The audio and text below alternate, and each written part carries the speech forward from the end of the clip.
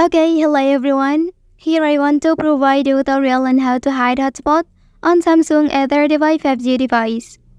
Well, if you have limited data or bandwidth on your hotspot plane, hiding your hotspot can prevent others from connecting without your permission and consuming your data or bandwidth.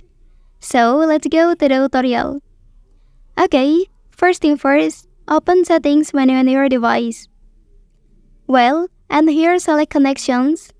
Then look for mobile hotspot and tethering option. So tap on it. After that, select the first one. And then on this page, tap any box here. So look for advanced and tap on the option. Okay, next scroll a little bit. After that, here you'll find hide the network menu. And turn the toggle on like this. Lastly, click save.